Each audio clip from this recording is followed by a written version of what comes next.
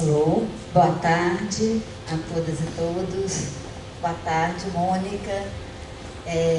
Bom, a gente vai começar mais uma edição do Quintas de Antropologia com Gesta, dessa vez numa segunda-feira, né? E a gente tem a honra e a alegria de receber aqui a nossa convidada, professora Mônica Nogueira, que é doutora em Antropologia Social, professora do Centro de Desenvolvimento Sustentável da Universidade de Brasília, atuando em cursos interdisciplinares relacionados ao meio ambiente e à sustentabilidade, nos níveis da graduação e da pós-graduação. A Mônica, na UNB, participou da criação do mestrado profissional em sustentabilidade junto a povos e territórios tradicionais, o MESPT, que é uma iniciativa de educação intercultural e antirracista, que se realiza por meio da composição de turmas multiétnicas, indígenas, quilombolas, membros de comunidades tradicionais e profissionais aliadas. E a Mônica também já atuou em várias organizações não governamentais, é uma grande interlocutora e uma parceira dos povos e comunidades tradicionais aqui do Cerrado. Nós temos realmente muita honra e muita alegria, Mônica, de te receber aqui para falar sobre os intelectuais, né, esse processo de formação lá no MESPT. Gente, eu vou passar a palavra então para a nossa convidada. Tá? Muito obrigada pela presença de todos. Queria só avisar que, como é tradição do Quintas, nós vamos sortear ao final da palestra 2 livros, tá? Esse livro da Flávia Ambos, Nelson Leonardo, que foi nossa aluna aqui no Gesta e no PPGAN. O livro Imprensados no Tempo da Crise, a gestão das afetações do desastre da Samarco e BHP Pílito. Tá? Oba, boa tarde. Tudo bem? Bom, agradecer a gentileza, a generosidade aqui dos companheiros do Gesta, a Deval, que acolheu o meu primeiro contato, a Ana Flávia, sempre muito generosa, gentil. A minha vinda aqui é um gesto de interesse na aproximação com o Gesta, por isso eu fico bem contente de, afinal, conseguir estar aqui nessa tarde de segunda-feira. O que eu vou apresentar para vocês hoje são apontamentos iniciais para a construção de uma agenda de pesquisa sobre a produção intelectual de indígenas, de quilombolas, de membros de comunidades tradicionais diversas, nas suas interfaces e também sobre os seus efeitos em circuitos não acadêmicos, porque nós já temos assistido a uma crescente produção que investiga sobre os efeitos dessa produção intelectual para dentro da universidade, né?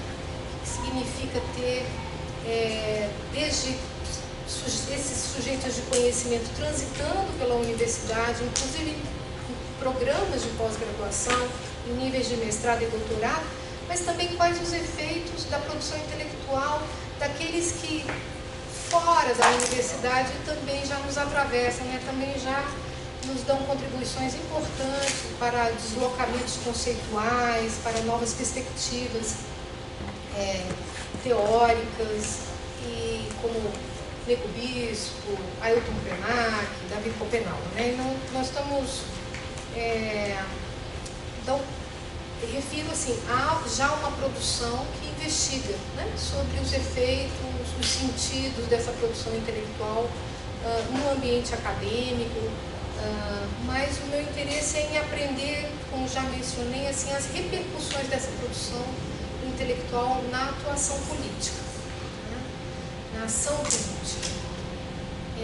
Eu vou voltar aqui ao meu ponto, não é tanto o meu lugar de fala, mas o meu lugar de observação, né? Participei da construção desse mestrado em sustentabilidade junto a povos e territórios tradicionais na Universidade de Brasília. Ele se constituiu em 2010 e, como já mencionou a Ana Flávia, uma das características centrais do MESP é que ele se realiza por meio da composição dessas turmas multiétnicas. Significa ter em sala de aula, lado a lado, estudantes indígenas, estudantes quilombolas, estudantes que vêm das mais diferentes configurações socioculturais, geraizeiros, quebradeiros de coco, ribeirinhos, pescadoras artesanais, marisqueiras, ciganos, membros de terreiros de candomblé, ao lado do que nós combinamos chamar de profissionais aliadas, né? Que são pessoas que não têm origem, vínculo de origem com comunidades tradicionais, mas que dedicam o seu exercício profissional à defesa dos direitos de povos e comunidades tradicionais.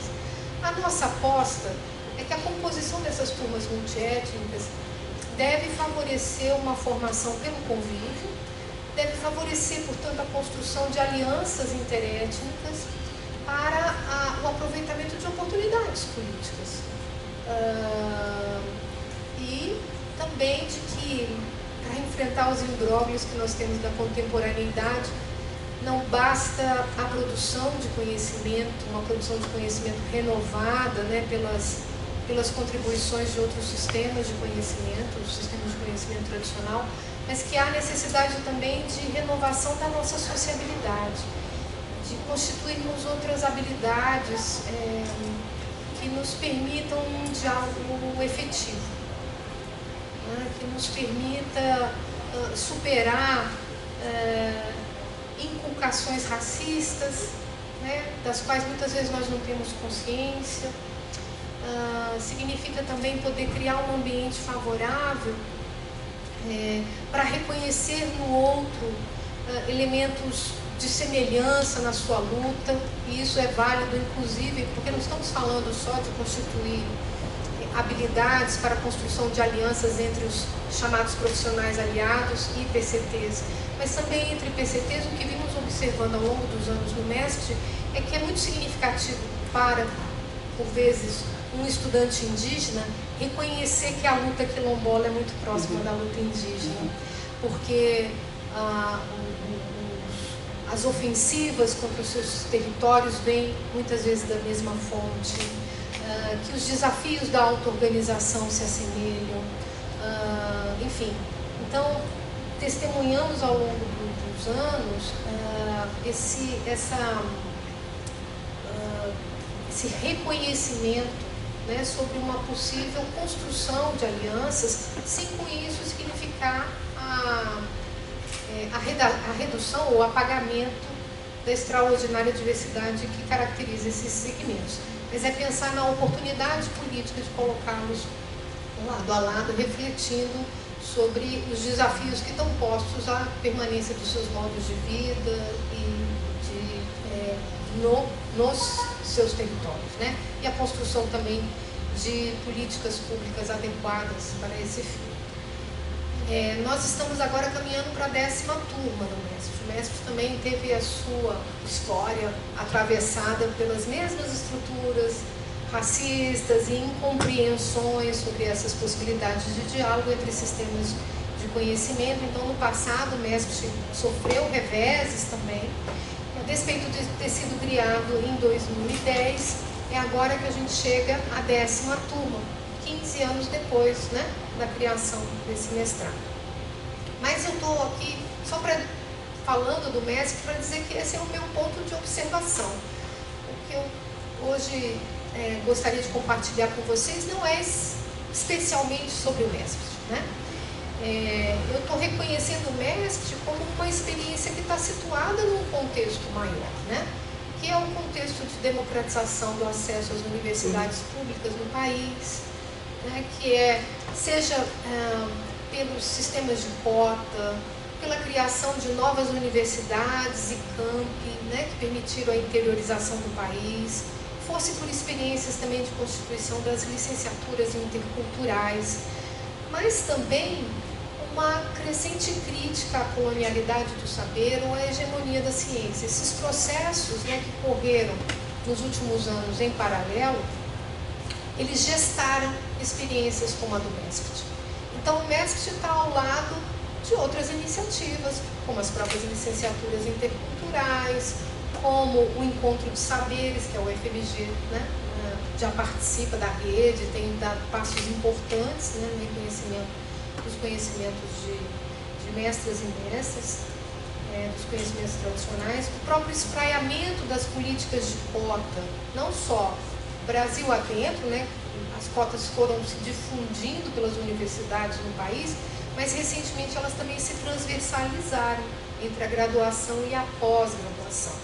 Então, isso vai mudando as feições das universidades. E ao lado de uma nova sensibilidade histórica que critica a hegemonia da ciência sobre outros sistemas de conhecimento, que critica as estruturas racistas que constituem a sociedade brasileira, não só o Estado, né, mas a sociedade brasileira, nós temos um ambiente que favorece experimentações que vão dar origem a essas iniciativas e o MESPT é uma delas. Então, ainda que ele seja o meu ponto de observação, ele não é o foco das minhas reflexões nesse momento. Eu só parto do MESPT, né? Então, o meu foco vai recair na trajetória, na produção e na incidência de duas egressas do MESPT. Por isso eu digo que é meu ponto de observação, tá? Então, eu tomo essas duas egressas por conveniência, né? Eu não atribuo absolutamente algumas das conquistas decorrentes da atuação, da trajetória da atuação dessas egressas ao MESPT, ao programa de pós-graduação. Né? Tampouco me interessa entender qual é a contribuição do MESPT para essa atuação, mas eu apenas observo a partir daí, né? Até porque eu acho que cabe também dizer que essas turmas que foram se constituindo no MESPT ao longo dos anos, grande parte dos estudantes PCTs que estão nessa turma são lideranças. Então, foram formadas pelos movimentos, pelas organizações. Então, o MESPT, de alguma forma, né, recepciona essas lideranças e o que a gente tenta fazer é não formatá-los à nossa imagem e semelhança, é reconhecer essa formação política, é reconhecer que antes mesmo da formação política são sujeitos de conhecimento de sistemas próprios, né, dos quais eles são partidos, sistemas de conhecimento dos seus territórios de origem, dos seus povos e comunidades. E o nosso esforço é potencializar esses sujeitos por meio do exercício intelectual no ambiente acadêmico com a devida liberdade para fazerem experimentações e também investigarem, e sobretudo nós, docentes, estamos particularmente interessados nisso, das possibilidades de renovação da produção de conhecimento, né? E também, devo dizer, nas práticas de sociabilidade dentro da própria universidade. A gente admite que tem um bocado de adoecimento entre nós e a presença dessas pessoas com suas histórias, com seus conhecimentos próprios, tem nos ajudado muito a reconhecer possibilidades de renovar as nossas práticas, né? Mas, feitas essas primeiras considerações, para dizer, ó, esse é o meu ponto de observação, eu vou tomar a trajetória de duas egressas e a atuação política delas, não para afirmar que são decorrentes da formação do MESPT, mas é só porque é o meu ponto de observação. Eu vou falar melhor sobre o delineamento, né, da comunicação que eu farei aqui para vocês. Os dois casos de egressas que eu abordarei são os da Edel Moraes, que hoje é secretária de Estado no Ministério do Meio Ambiente e Mudança do Clima, e da Célia Chacriabá, que é muito conhecida aqui por vocês, né, deputada federal. Eu comento brevemente as duas biografias, os trabalhos acadêmicos dessas duas intelectuais, né, em nível de mestrado e doutorado, e a atuação, respectivamente, no Poder Executivo no Legislativo Federal. Respondendo à máxima, nada sobre nós sem nós, né, eu destaco que a intenção aqui absolutamente não é objetificá-las, mas observar muito respeitosamente, né, a produção intelectual de ambas e os esforços que elas têm feito de incidência política, que são tão corajosos quanto oportunos, para, na medida do possível, buscar compreender, né, os sentidos das suas conquistas, mas também os limites que elas vêm enfrentando nos seus trânsitos e atuações institucionais.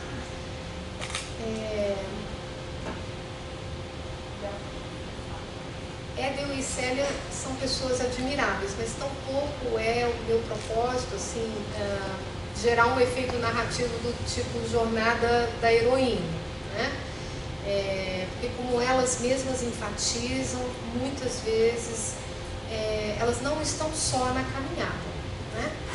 É certo que muitas vezes quando Célia e Edel falam, né, fazem afirmações como essas, elas querem enfatizar seus vínculos de origem, também os seus vínculos eletivos forjados na luta política, né, a solidariedade com outros segmentos que não são propriamente seus segmentos de origem, mas essa é uma afirmação que também se aplica para apontar a representatividade sociológica das suas experiências.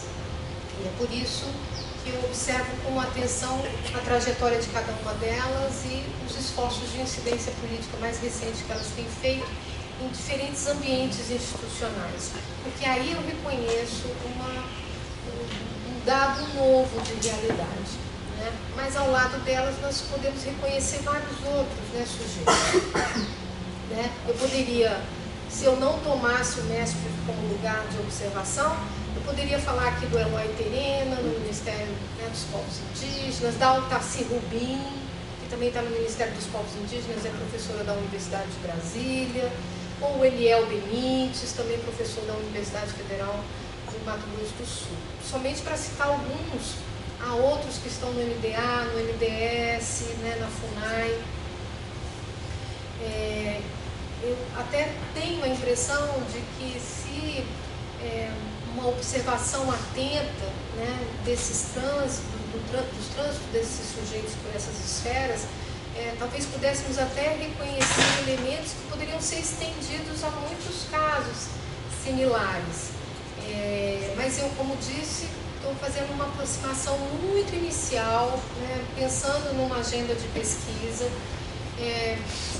desse ponto de, para além de observar os efeitos dessa produção intelectual para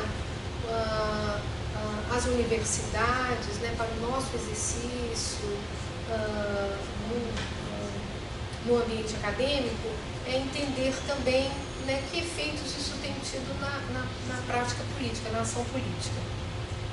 Então, eu hoje, nessa leitura rápida que eu farei aqui sobre essas trajetórias e atuação política de Edel e Célia, eu me inspiro, em alguma medida, em proposições da Donna Haraway, né, para pensar, né, o exercício intelectual e a produção de conhecimento delas, e para observar e discutir os aspectos relativos à incidência política da Edel e da Célia atualmente nessas esferas do Estado brasileiro, eu me valho também da noção de ativismo institucional, que é uma noção que vem sendo desenvolvida sob a liderança da Rebeca Abels na Universidade de Brasília. É certo também que algumas considerações aqui tocam aspectos relativos aos desafios, né, do exercício intercultural nas interações socioestatais no Brasil, né? Mas para a reflexão sobre esse aspecto é ainda necessário desenvolvimento maior em termos de observação e de análise. Então, vocês podem observar que tem uma certa bricolagem conceitual aí, tentando, né, acompanhar esses processos. Eu não tenho a pretensão de oferecer uma análise conclusiva, né, nem sobre os temas e nem sobre a trajetória e a incidência da Edel e da Célia, mas eu tenho a expectativa de levantar algumas questões aqui de investigação, né, muito ciente do quanto é desafiador tomar experiências quentes para análise, né, como diz o Humberto Eco, né, aquelas coisas que estão aí acontecendo a quente, né, quase em tempo real. Mas me parece justamente que, como eu mencionei, é importante levar as reflexões sobre essa emergência de uma nova intelectualidade para além do ambiente acadêmico e entender as repercussões no mundo, né? Bom, ainda que também Célia e Edel dispensem apresentações, são figuras públicas, poderia parecer dispensável, eu vou falar brevemente, né, sobre a trajetória delas. Como disse a Célia aqui na defesa de doutorado dela aqui na UFMG, né, quem não conhece o ponto de saída não pode entender o ponto de chegada, né? Então, vou fazer uma breve apresentação das duas e vou cotejando com algumas reflexões. A Célia é filha de Hilário e Bia, né? O Hilário, uma importante liderança Chacriabá, da aldeia Barreiro Preto, na terra indígena Chacriabá. O casal tem 4 filhos e Célia acompanha o pai desde menina nas articulações políticas, né? Então ela participou de diversas formações proporcionadas pela própria UFMG, muito próxima, né? Ana sabe bem disso, muito próxima do Chacriabá, do Centro de Agricultura do Norte de Minas, e por meio do Centro de Agricultura do Norte de Minas, da Rede Cerrado. Então, ela, por essas trilhas, né, recebeu uma formação, né, no âmbito da sociedade civil, dos movimentos, muito antes, né, de ingressar no curso de graduação aqui na UFMG, na licenciatura intercultural, e depois nos programas de pós-graduação, onde ela se titulou mestre na Universidade de Brasília pelo mestre e depois doutora aqui na UFMG. Ela atuou muito fortemente nas agendas de educação intercultural, inclusive como professora de cultura, em escola na aldeia, mas depois também na Secretaria de Educação aqui no Estado. E ela também teve uma participação muito importante em discussões sobre a PNGAT, né, a implementação da PNGAT aqui no Estado, não só junto ao seu povo, mas outros povos aqui em Minas Gerais. Ela foi a primeira Chacriabá a concluir, né, o mestrado e agora também como doutora do seu povo. Né? Então, em 2018, ela defendeu a sua dissertação lá em Brasília, intitulada O Barro, o Genipapo e o Giz no Fazer Epistemológico, de autoria Chacriabá, reativação da memória por uma educação territorializada. Nessa dissertação, a Célia narra justamente o que ela denomina o amansamento da escola no território de Chacriabá, né? Ou a indigenização da escola de um aparelho de Estado no território de Chacriabá. Em 2024, ela conclui aqui a tese de doutorado em antropologia, intitulada Ancestral e Terra, Sabedoria Indígena na Política e na Universidade. Foi uma cerimônia, eu acho, histórica na UFMG.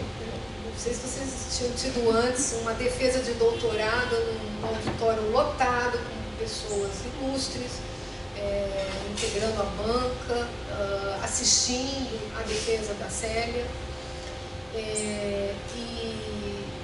Mas para ambas as titulações, né, a Célia, sempre que interpelada a expressar como ela percebe essas conquistas, ela diz sentir antes o peso do compromisso, né? E ela costuma dizer, eu passo a me questionar por que depois de 518 anos, quando ela terminou o mestrado, e ela repetiu isso ao se titular doutora, né? Porque depois de 524 anos, somente agora eu sou a primeira no meu povo a ter esse título. Se a primeira não me torna mais importante, ser a primeira não me torna mais importante, mas traz para mim o compromisso de lutar para não ser a última, né? Então, a Célia aí é um dos enunciados que Célia e depois Éder, a gente vai observar também, fazem de maneira reiterada para falar da consciência aguda que tem de que, ao ocuparem esses espaços, estão comprometidas em abrir, né, a trilha para outras que virão, e também de perceberem que não caberia entrar no registro da excepcionalidade, porque isso as retiraria de um compromisso político com a luta também, né? Não se deixarem incensar, né, pelo ambiente acadêmico, com a primazia do título de mestrado, do título de doutorado. A Célia fala muitas vezes também da solidão desse lugar, né? E ela, objetivamente, o que a gente observa na atuação política é que ela vai seguir, não só na universidade, mas no Congresso Nacional, um ambiente de uma ecologia hostil, né? Ela vai seguir persistindo na chave de que é preciso ampliar o acesso, ampliar a representação e contar, né, com pares para a luta, e ela vai trabalhar objetivamente por isso, né? Então, é como se Célia, volto lá à dissertação de mestrado dela, quando ela nos conta, né, como foi esse processo de amansamento da escola no território de Jacareabá. Então é como se a partir dessa bem-sucedida experiência de higienização, de amansamento dessa instituição, que afinal é uma face do Estado brasileiro, mas que os Jacareabá conseguiram, né, se apropriar para fortalecer a sua luta pela afirmação da sua indianidade, dos direitos à territorialidade. Célia se lança na missão de também higienizar, como ela mais presentemente afirma, aldear a política, né? Então ela vai levar essa missão em todos os espaços que transita e ocupa, né? Da escola à universidade à política, né? E isso se faz presente na sua produção intelectual e depois na sua atuação política. A Célia tornou-se deputada federal em 2023 e passou a integrar a chamada bancada do COCAR, que hoje conta com 5 parlamentares, né, indígenas, que inclui a Sônia Guajajara, que está licenciada para o Ministério dos Povos Indígenas, nos deixando saber de uma estratégia que está traçada pelo movimento, especialmente, eu diria que de uma maneira muito especial, pelo movimento de mulheres indígenas, né, no âmbito do grande campo mobilizado pelo movimento indígena, de afirmar a necessidade de maior representatividade também nesse espaço, né? Tanto é que agora, na 4ª Marcha Nacional das Mulheres Indígenas, elas voltam a fazer um chamamento a novas candidaturas, né, de mulheres indígenas ao exercício como parlamentares. E não por acaso também é a Célia quem liderou no ano passado a primeira formação de parlamentares indígenas, né, com foco no enfrentamento da crise climática.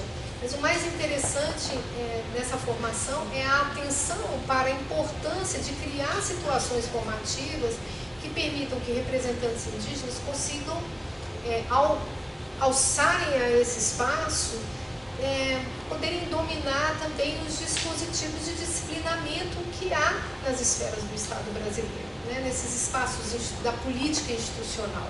Então é um curso para que se possa compreender processos legislativos, mas também se possa apreciar táticas e estratégias já experimentadas pelo movimento nesse ambiente, e para criar uma agenda comum que pudesse aglutinar. É importante dizer que nessa formação estavam indígenas de todo o país, havia uma preocupação também com a formação de vereadoras e vereadores indígenas, e que havia indígenas ligados ao amplo espectro partidário. Não estamos falando de uma formação estritamente para partidos que imediatamente reconhecemos como partidos de esquerda. Havia uma grande diversidade de partidos com os quais esses formandos estavam já vinculados. Então, Célia protagoniza, né, lidera esse processo acompanhada, né, sempre pela Sônia Guajajara, tem uma forte aliança aí entre elas, mas ela lidera esse processo formativo. Vale lembrar também, nós que conhecemos o Jacareabá há algum tempo, o que foi, né, para o Jacareabá enfrentar as primeiras gestões na Prefeitura de São João das Missões sem nenhum apoio, né, institucional para isso, né? Não é uma coisa menor, não basta ocupar esses espaços de poder sem que você esteja devidamente instrumentalizado para operar, né, a máquina pública. Isso pode ser um tiro no pé, muitas vezes, porque pode pôr em questão a capacidade, né, desses representantes em exercerem essas funções. Então, me parece digno de nota esse esforço que Célia faz na formação. de novas candidaturas, né, novos representantes que possam ocupar esse espaço.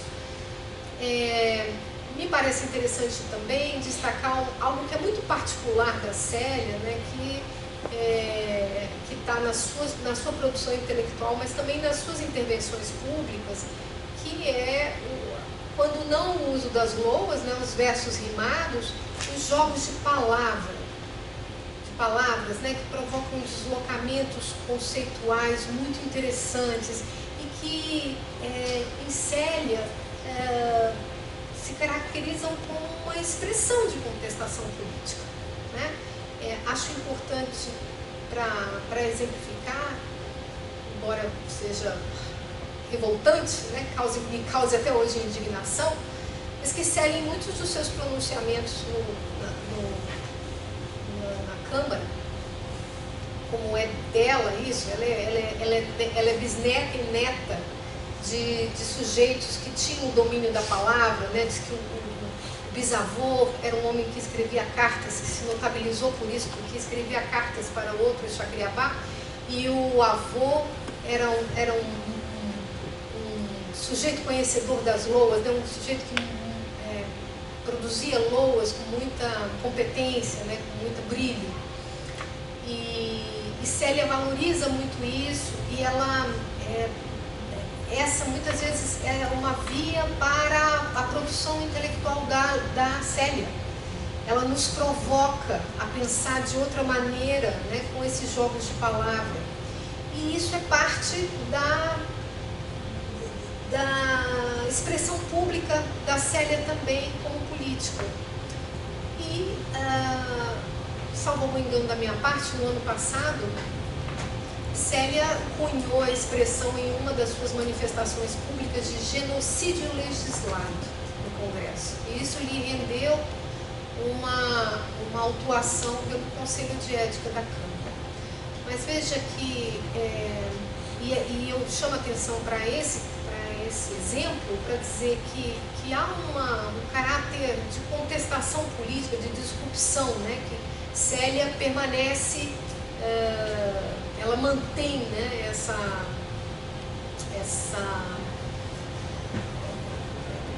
uma expressão radical, né, como política ali, a despeito da profunda solidão que ela vivencia nesse ambiente, um ambiente que se mostrou muitas vezes misógino, né, que Célia sofre com muita frequência ofensivas dentro do Congresso, mas ela, né, mantém-se muito altiva e, por meio desse repertório de contestação política, está sempre renovando a sua leitura, né, sobre as ofensivas sofridas pelos povos indígenas, inclusive por estruturas do Estado.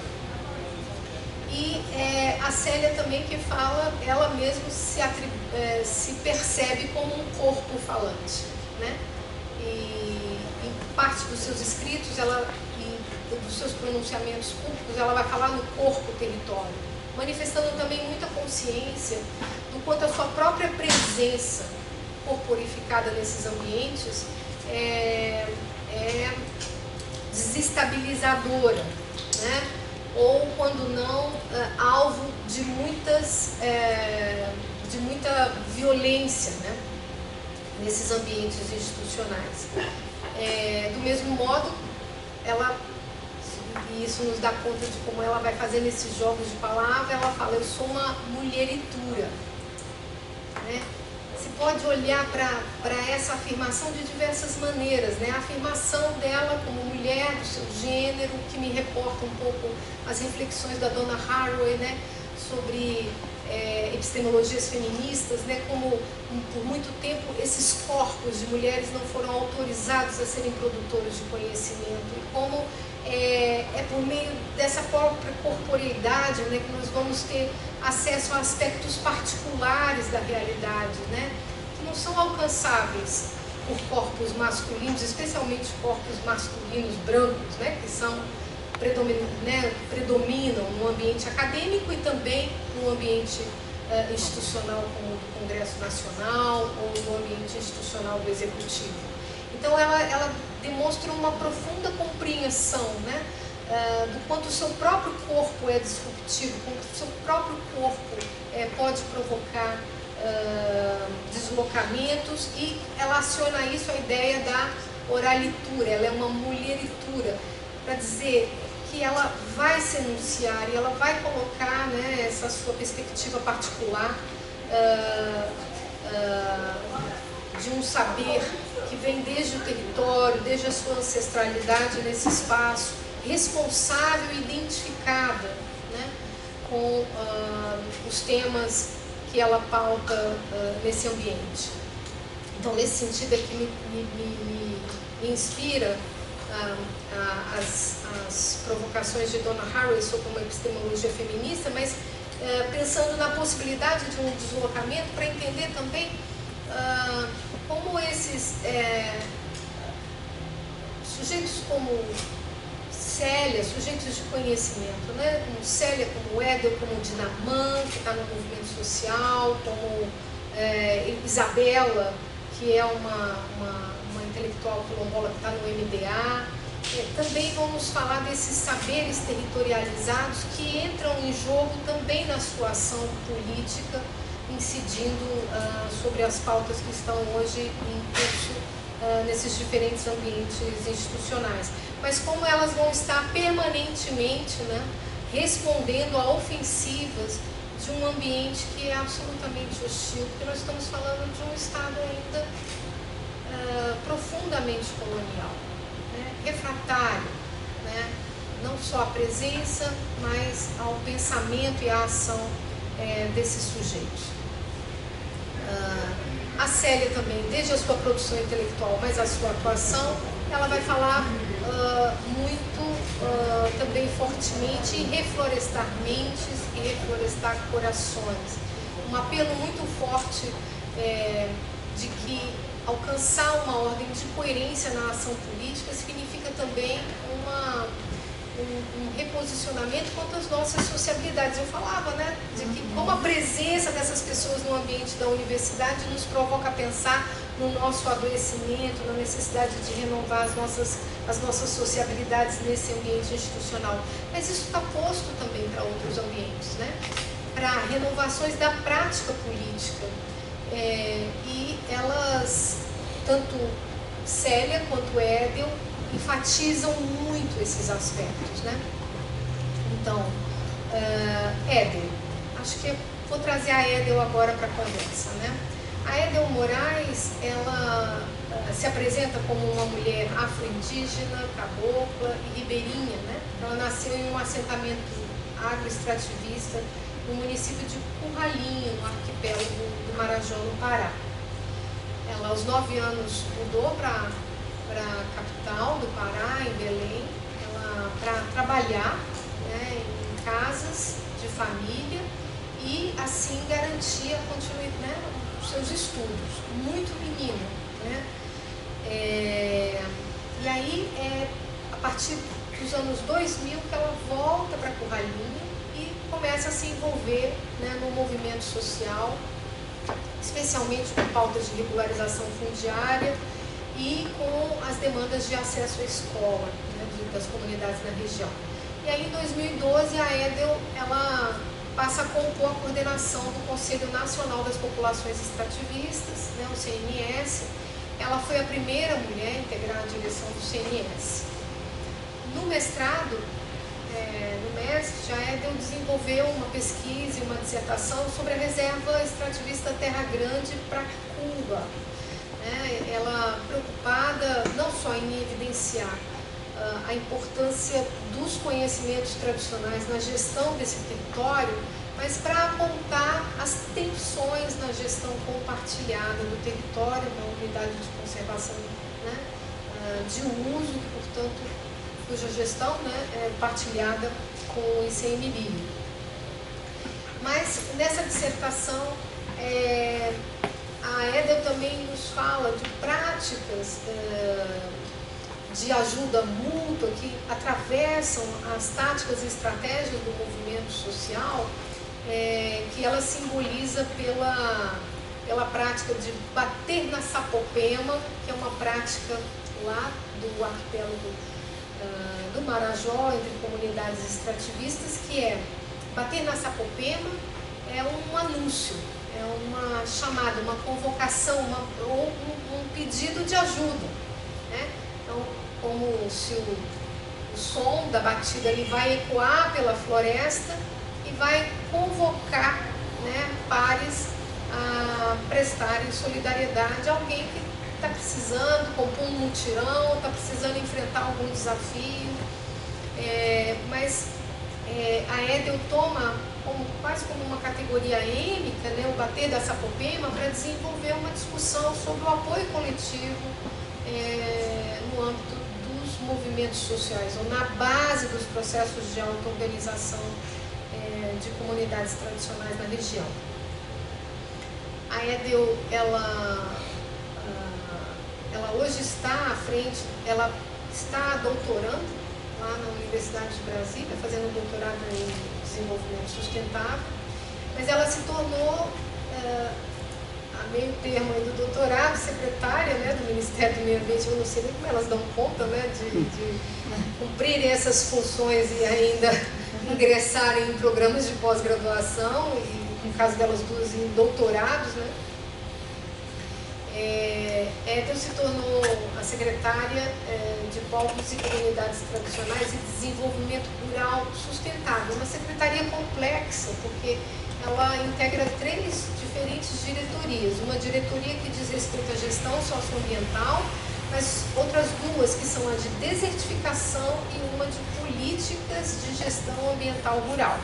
Uma secretaria bastante abrangente, né, complexa, e que EDEL assume com muito afinco, manifestando nos seus pronunciamentos públicos a compreensão de que precisaria ter muita energia para reconstituir as políticas do Ministério do Meio Ambiente, né, dirigidas a essas pastas, né, da desertificação, da gestão ambiental e rural, mas sobretudo aquelas relativas a povos e comunidades tradicionais, tendo em vista os processos de desmonte no período Bolsonaro e antes, né, no governo Temer.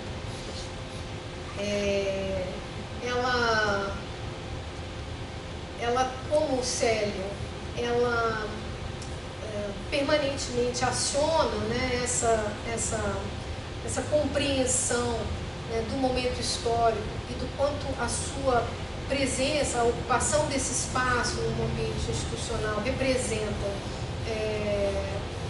estar ali por outros e por outras, né, comunidades. O desafio aí de compreender que não se trata de tomar como uma conquista pessoal e nem de se isolar em relação aos movimentos, à sua base social, e isso é muito desafiador, não é simples, porque nesses ambientes institucionais há uma forte pressão, né?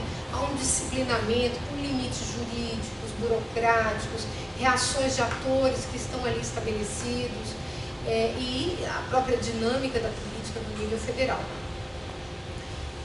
Hoje, como doutoranda, EDEL se propõe a investigar justamente a retomada de um dos programas que está sob a sua batuta na secretaria, que é o programa Bolsa Verde, né? Que prevê o pagamento, né, a famílias de comunidades tradicionais que contribuem para a conservação ambiental.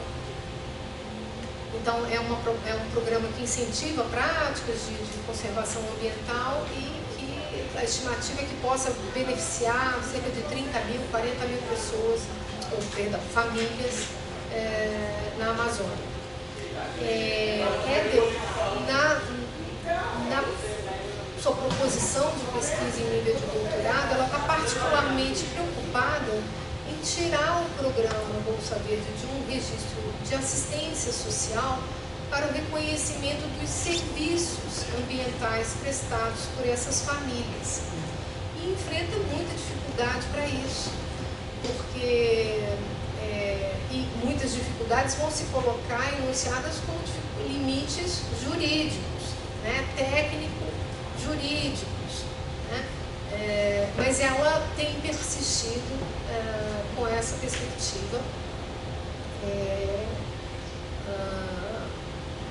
entendendo que essa é uma forma de fazer reconhecer os seus pares também como sujeitos que desempenham um papel na conservação de maneira consciente, baseada em seus sistemas de conhecimento e por direito que estão nos seus territórios, né? Ela quer poder mudar o enquadramento interpretativo do próprio programa Bolsa Escola, ou Bolsa Verde. EDEL também está numa secretaria onde está ancorada hoje o Conselho Nacional de Povos e Comunidades Tradicionais, o CNPCT, né? E pôde atuar na retomada do Conselho e por a sua própria convicção, né? Desde a sua formação política e atuação nos CNS, né?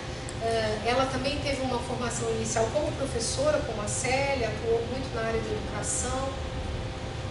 Ela então vai contribuir para o que a gente pode reconhecer hoje como um novo processo de retomada, né, de inovações metodológicas para a participação na formulação de políticas públicas no Estado brasileiro. Nós assistimos a isso de alguma maneira no início dos processos de redemocratização no Brasil, depois das primeiras gestões Lula. Muitas dessas iniciativas e experimentos, né, nas interações socioestatais estão referidas na literatura com ênfase com relação ao orçamento participativo, com o desenvolvimento de algumas políticas públicas que ainda hoje nos alcançam, de novo, né, depois do desmonte, se conseguiu retomar, como o PAA, RENAI, mas EDEL agora ali como secretária, nesse processo de retomada do CNPCT, opta por, de novo, dar uma energia, junto, né, com os membros do CNPCT, uma energia em processos participativos agora para a elaboração do plano de povos e comunidades tradicionais, depois de elaborada a política, o plano que possa materializar a política. E ela vai mobilizar redes agora também, né, além dos movimentos da sociedade civil para esse processo de estabelecimento ali de formas, de métodos, de renovação dessa prática política para a construção do plano. E, mais recentemente também, é o próprio CNPCT que passa a propor como uma das suas pautas prioritárias o estabelecimento de um decreto de regularização fundiária. Então, isso para dizer que foi se criando um ambiente, né, de fortalecimento do CNPCT para tocar em questões fundamentais para esses sujeitos, e questões que vão aparecer tanto na produção intelectual, com centralidade, como na atuação política. EDEL também, por estar ali no Ministério do Meio Ambiente, está Brasília só se fala na COP30, nós não estamos em Belém, mas estamos no epicentro da COP30, né? Em Brasília só se fala na COP30, mas para falar sobre oportunidades políticas, é a sua secretaria também que está tendo a oportunidade, né, de pautar uma maior participação ao lado do Ministério dos Povos Indígenas, certo? Ao lado do Ministério da Igualdade Racial, mas pautar uma participação não só maior, mas mais efetiva, né, de povos e comunidades tradicionais nas discussões sobre mudanças do clima, com todos os desafios que há nisso, né? Então, o que a gente percebe, né, eu gostaria de apontar. Há uma grande continuidade e coerência entre a produção intelectual desses sujeitos e a sua atuação política.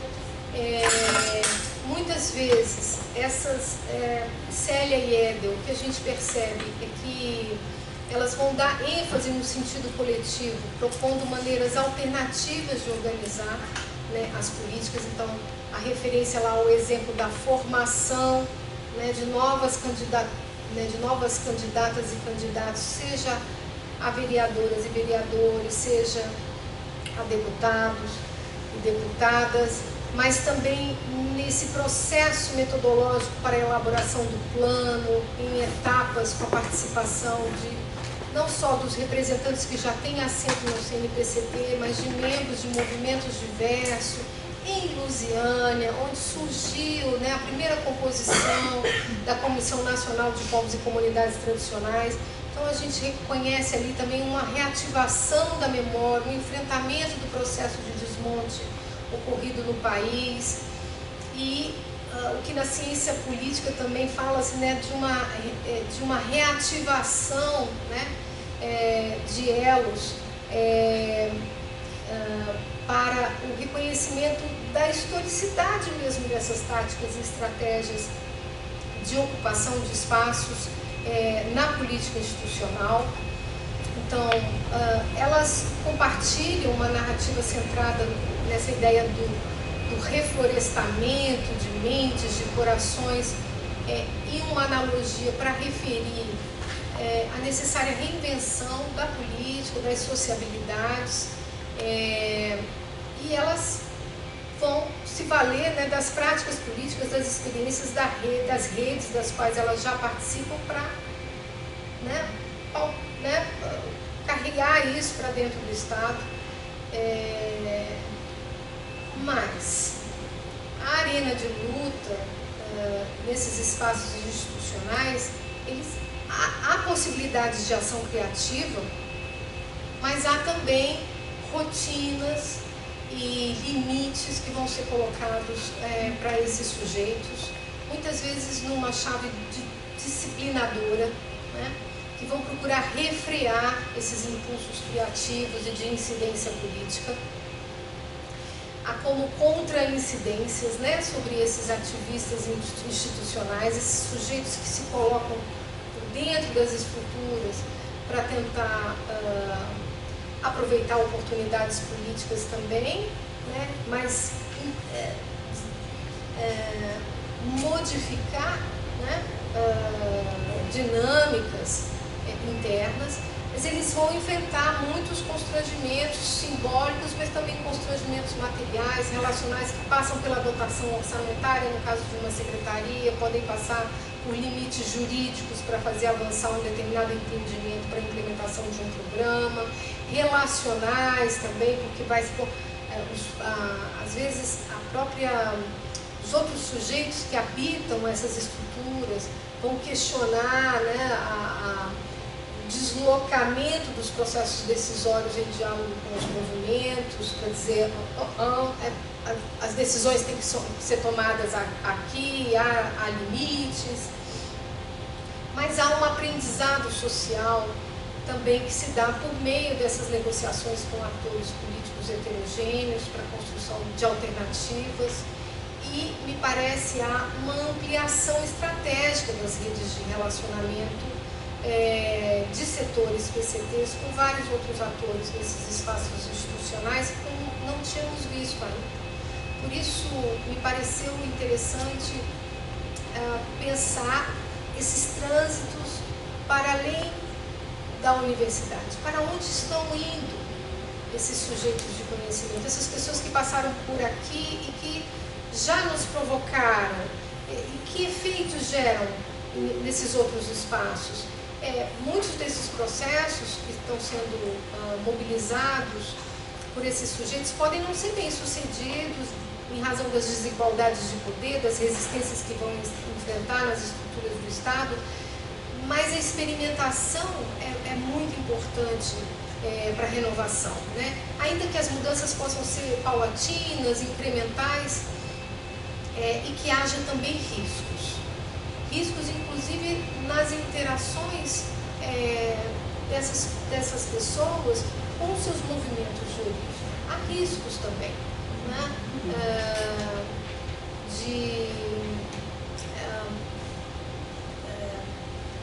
Se por um lado é muito importante que elas possam mobilizar suas redes e práticas políticas para dentro dessas estruturas, para alcançar alguma possibilidade de renovação, de incidência criativa.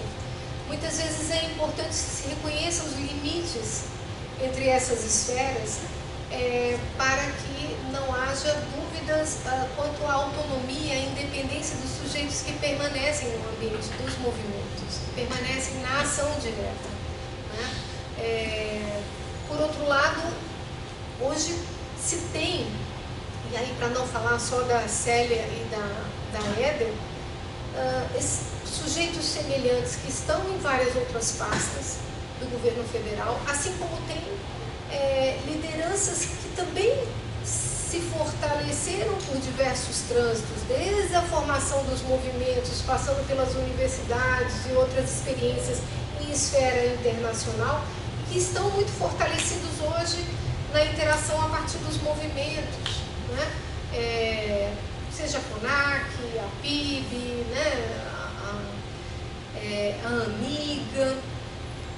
Então você tem um campo em efervescência, e o que me parece importante é podermos olhar para isso e entender quais são as mensagens, os sentidos que estão emergindo, né, desses trânsitos, das expressões públicas desses sujeitos, das táticas e estratégias que vão construindo, dos limites que encontram nesses trânsitos, né? Mas também das situações ou dos efeitos criativos que tem alcançado. É certo que o Estado brasileiro não está preparado para um exercício intercultural, né? Mas me parece que essas lideranças foram reunindo recursos interessantes, né, para fazer essa luta por dentro dos canais institucionais. Pode ser interessante observar, compreender esses processos, ainda que a quente, como eu mencionei com vocês. Aqui eu estou partilhando reflexões ainda muito incipientes, mas para dizer que talvez esse seja um campo próspero de entendimento do que podemos contribuir e aportar quando acolhemos esses sujeitos nas universidades, né, como intelectuais com uma potência não só para a produção no âmbito acadêmico, que nos renove, mas também para uma atuação política que me parece muito plástica, inteligente, e que nos lança esperança em tempos que continuam sendo de muita apreensão. Ainda são tempos muito bicudos, né? Passou o governo Bolsonaro, houve uma retomada, né, das políticas públicas, mas nós sabemos que a relação de forças é muito desvantajosa, né, que as ameaças são enormes, né, e, de novo, me parecem que são sujeitos entre indígenas, quilombolas, comunidades tradicionais, que nos apresentam brechas, né, cunhas que podem ser disputadas, e o que me instigou foi observar atentamente, procurar compreender as conexões entre esses trânsitos e que táticas e estratégias estão se desenhando, e como é que, bom, podemos também, de alguma forma, apoiá-los, além de admirá-los, apoiá-los nesse processo para oferecer resistência à ofensiva que parece permanentemente estar no nosso encalço, né? É isso. Obrigada.